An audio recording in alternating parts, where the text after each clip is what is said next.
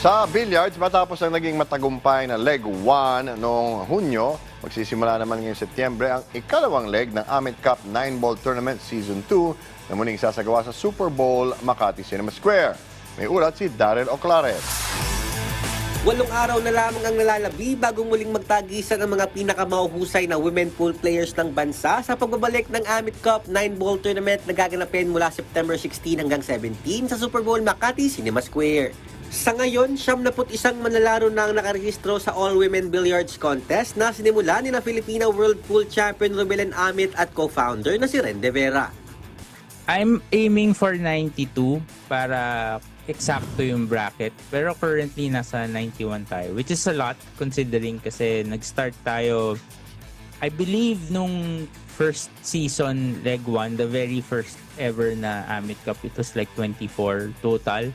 Ngayon, dalawang divisions na natin nag-grow na enough na merong intermediate, tapos merong advanced. Yung sa intermediate, nasa 59 tayo. So, considering more than double na nung total nung first leg of season 1, yung isang division pa lang. So, yung growth niya nakakatuwa talaga. Dahil naman sa patuloy na paglawak ng Amit Cup, ayon pa kay De Vera, plano rin nila na dalhin sa iba pang lugar ang torneo sa mga susunod pang taon. Actually, yan talaga isa sa mga goals namin ni Rubilin. Pero we'll see kung kailan. Dream talaga namin na buong Pilipinas ma-reach na Amit Cup. And I truly believe na darating tayo doon. But right now, considering our budget, syempre limited pa rin tayo sa Metro Manila. So, we'll see talaga.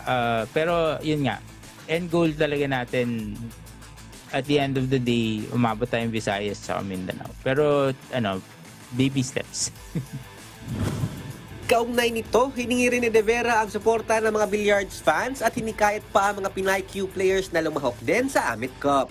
Yes, I'd like to invite, first and foremost, I would like to thank everyone supporting and helping us, most especially yung Scarab, our main partner sponsor sa Amit Cup. So, everyone's welcome to drop by September 16 to 17 as long as we're respectful to the players and the space they need to play. Sa Super Bowl, AMF Puyat sa Makati Square. Darrell Oclares, PTV Sports.